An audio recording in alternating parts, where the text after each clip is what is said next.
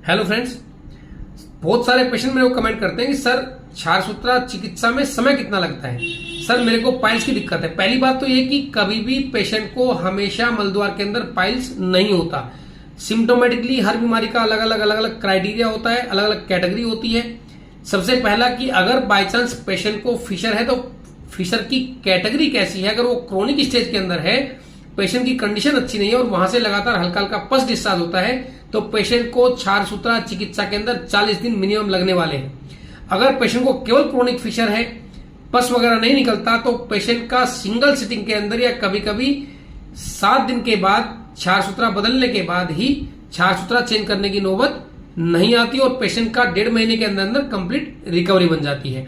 अगर पेशेंट को बवासीर के मस्से है तो पेशेंट को 8 या 10 दिन के अंदर अंदर कंप्लीटली बवासीर के मस्से खत्म हो जाते हैं। बार बार क्षार सूत्रा बदलने की जरूरत नहीं पड़ती। लेकिन अगर पेशेंट को भगंदर है, जिसको फिस्टुला बोलते हैं, अगर पेशेंट को भगंदर है, भगंदर की कैटेगरी कैसी है, लो एनल फिस्टुला है, हाई एनल फिस्टुला है, कॉम्प्लेक्स फिस्टुला है, तो उस कैटेगरी के अनुरूप क्षार सूत्रा चिकित्सा में समय लग सकता है।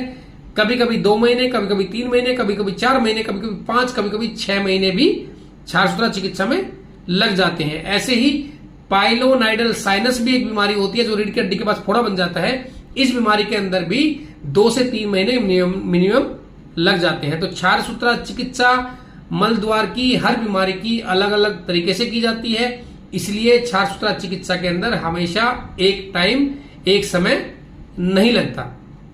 God bless.